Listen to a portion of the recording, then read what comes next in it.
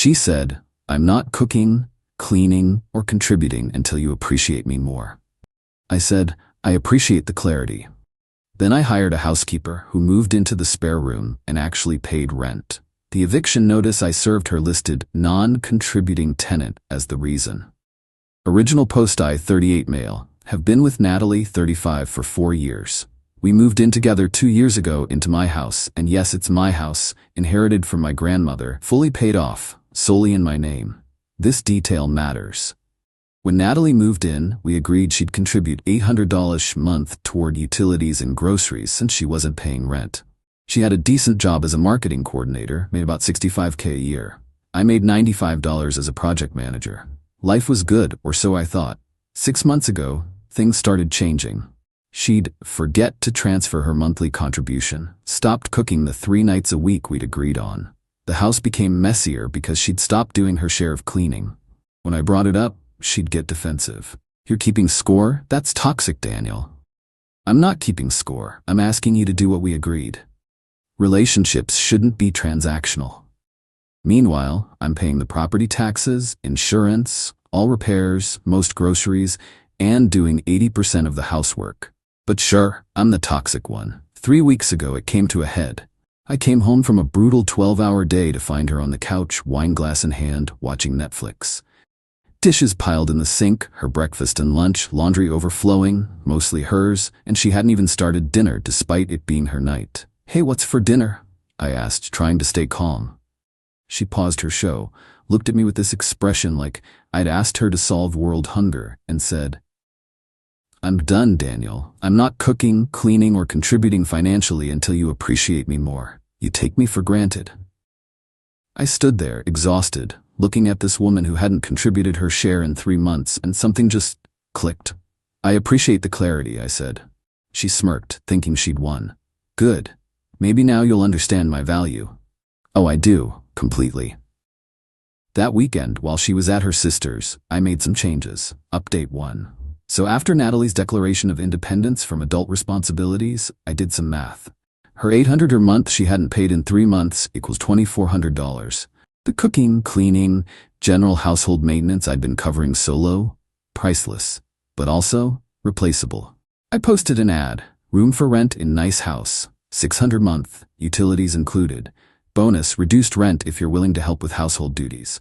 Got tons of responses. One stood out. Maria, a 52-year-old woman who'd just divorced and needed a fresh start. She was a professional housekeeper at a hotel chain, looking for evening work too. We met for coffee. "So here's the deal," I explained. "Room for $600, but if you're willing to cook 3 nights a week and help with cleaning, I'll drop it to $400. Her eyes lit up. "I love cooking, and cleaning is literally my job. When can I move in?" "This weekend work?"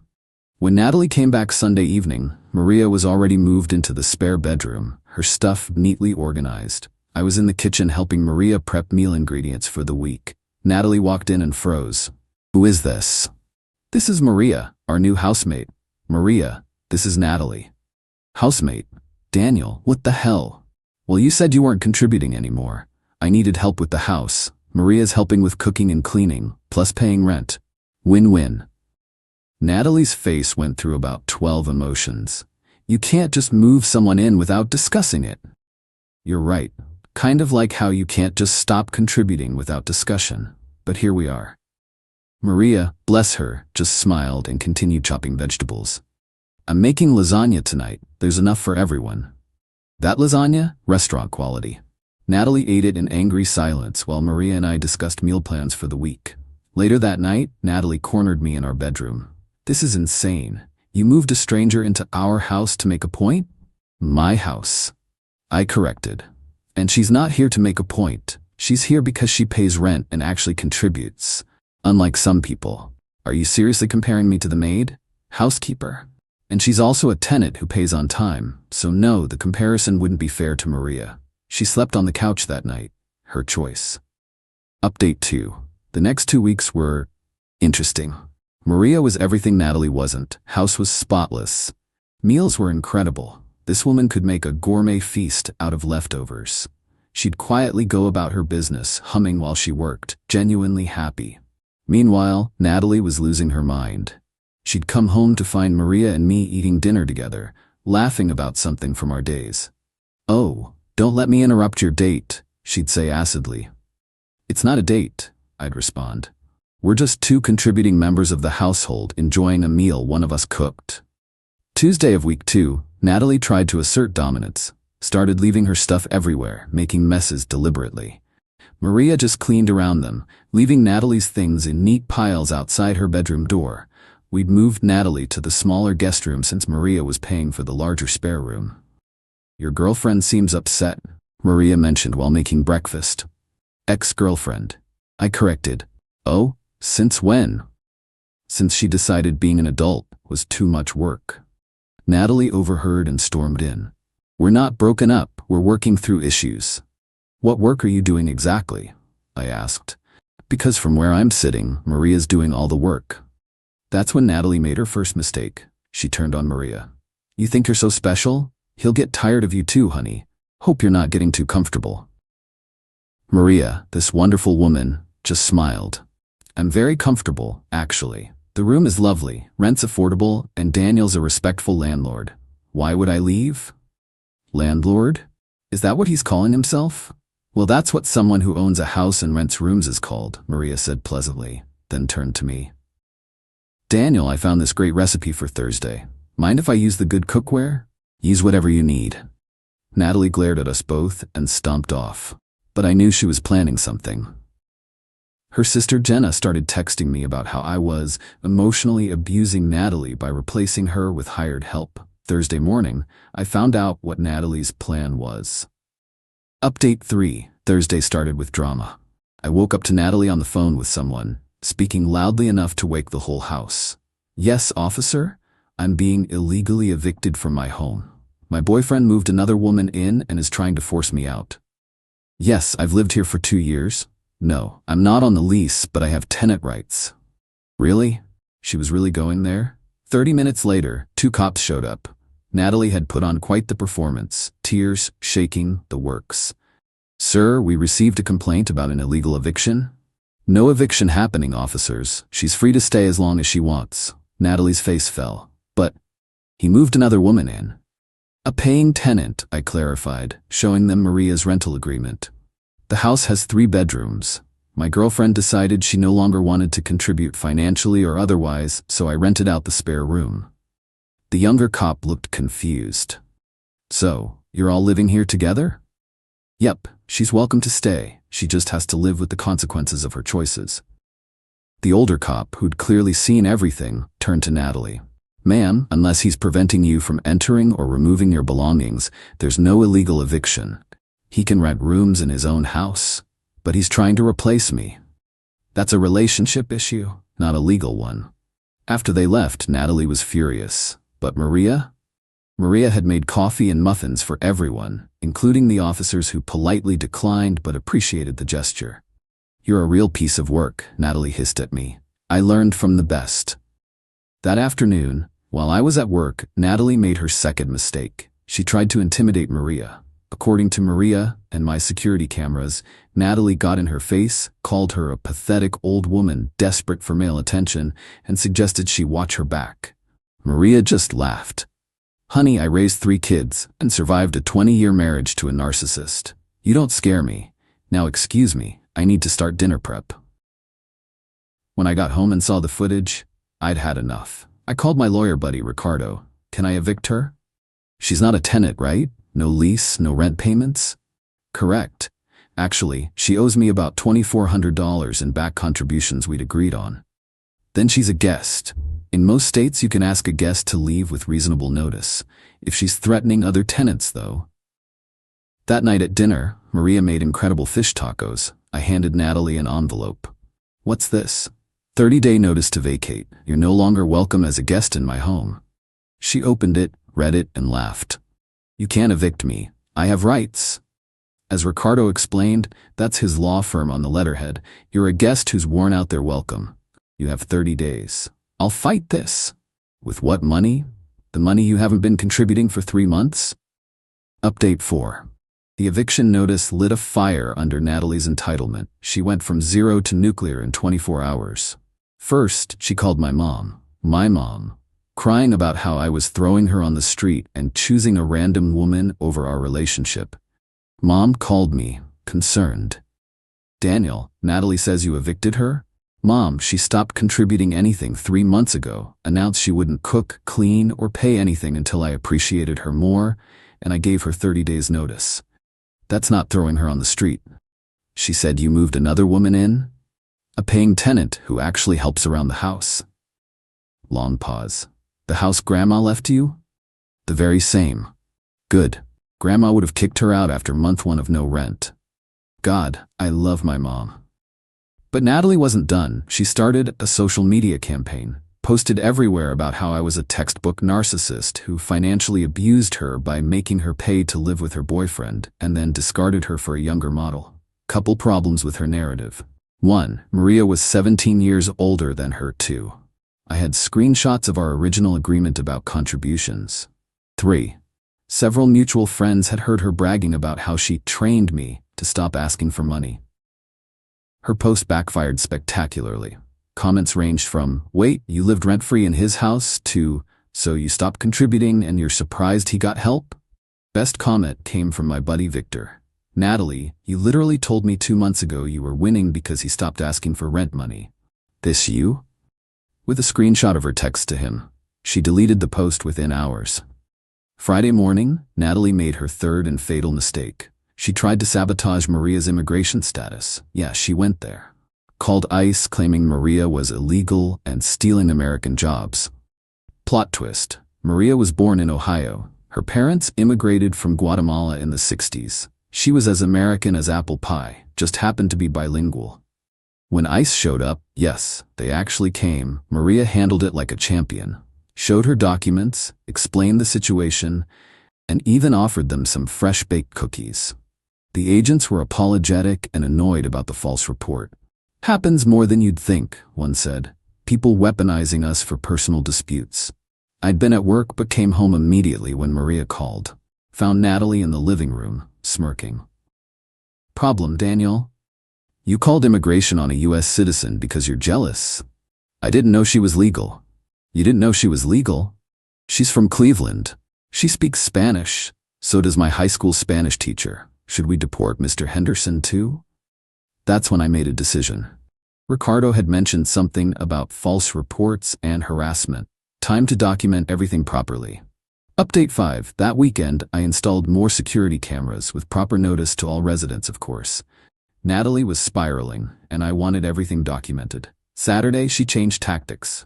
Suddenly, she was sweet Natalie again. Made breakfast, first time in 4 months, cleaned the bathroom, even did laundry.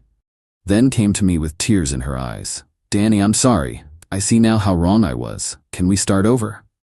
"Sure. Pay the $20,400 you owe, start contributing going forward, and find somewhere else to live in 25 days. The mask dropped instantly. "You're really going to throw away 4 years over money?" "No, I'm throwing away 4 years over respect, accountability, and basic adulting. The money's just a symptom." She tried to seduce me that night. Came to my room in lingerie I'd bought her last Valentine's. "Remember how good we were together?" "Were we though? Because I remember me doing most of the work while you complained it wasn't enough." "That's not fair. Your contribution spreadsheet would disagree." "Oh wait, you don't have one because you contributed nothing." She left, slamming the door. Maria texted from her room. "You okay?" Heard doors slamming.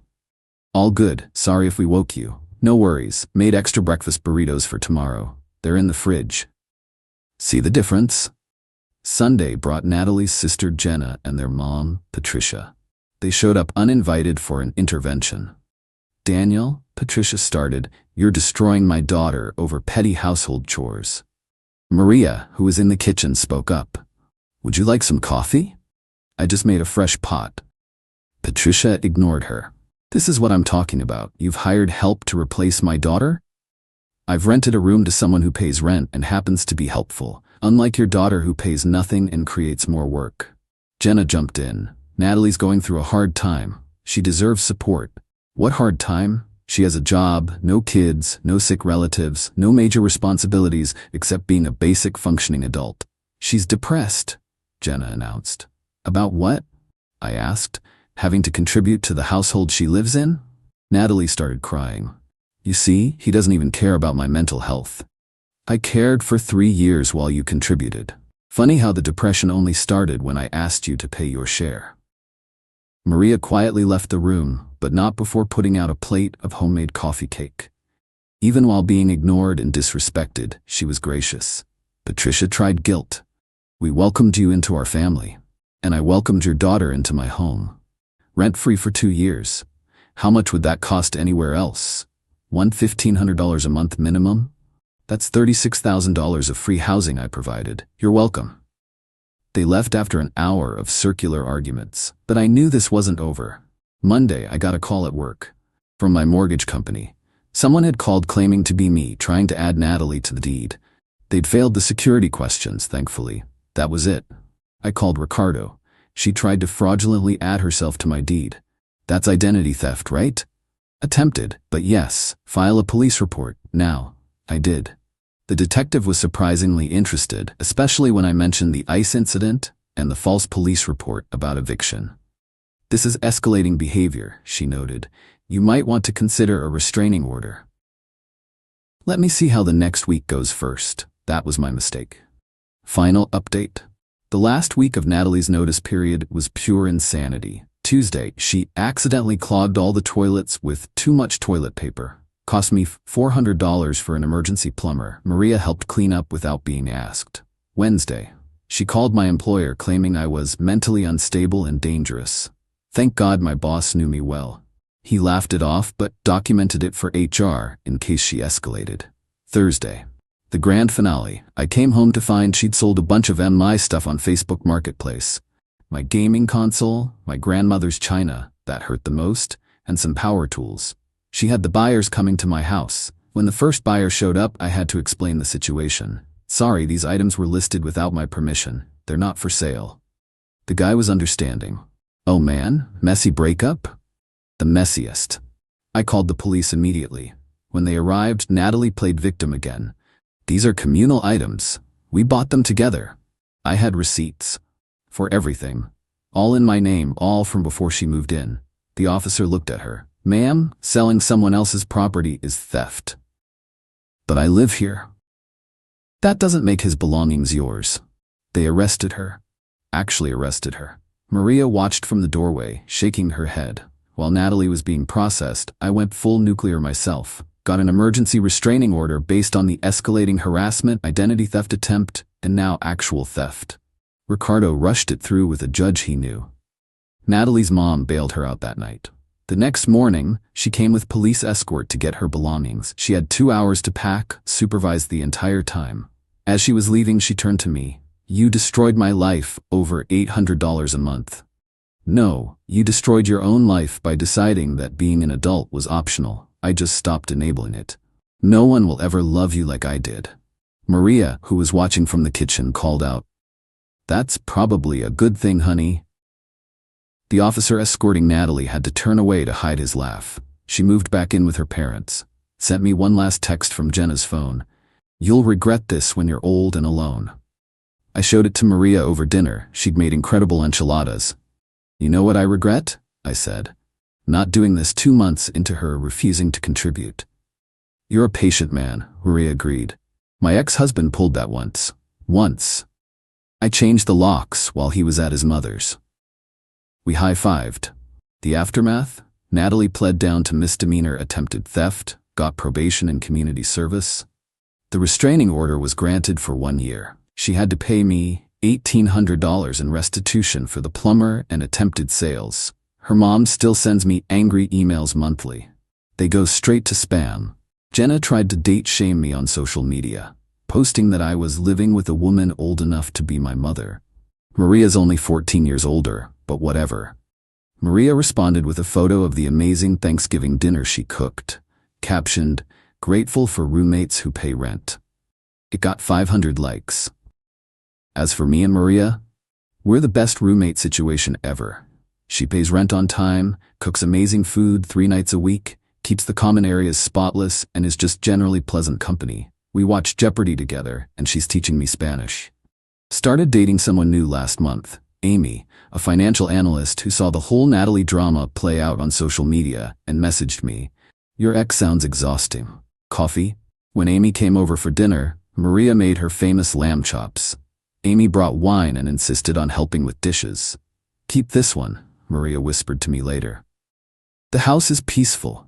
Bills are paid, there's always good food, and nobody expects me to subsidize their entire existence while complaining I don't appreciate them enough." Natalie, according to mutual friends, is still living with her parents, still refusing to understand why her protest backfired, and telling everyone I financially abused her by checks notes, expecting her to contribute to the household she lived in. Last week, Maria renewed her lease for another year. Brought me a bottle of good whiskey and said, "Thanks for being the first man in my life who just wanted rent and respect, nothing else.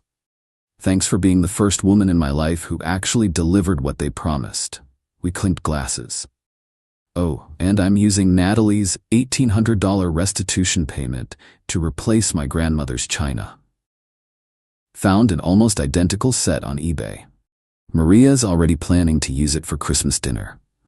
Funny how someone just helping with cooking and cleaning turned out to be better company than someone who claimed to love me but couldn't be bothered to act like an adult. To everyone saying I should have just kicked her out immediately, you're right. But sometimes people need to see exactly how replaceable their irreplaceable contribution really is. Natalie thought she had me trapped because she assumed I needed her more than she needed me. She was wrong. The eviction notice listing non-contributing tenant as the reason? Framed in my office. Ricardo made me a copy as a joke. It's my daily reminder that when someone shows you who they are, believe them. And when they stop contributing, replace them with someone who will. Maria's making pulled pork for dinner tonight. Amy's coming over. Life is good. Edit. Since everyone's asking, yes, Maria has met Amy several times now. They get along great. Maria's even teaching Amy some of her recipes. Last week they ganged up on me about my spice cabinet organization. This is the kind of problem I'm happy to have.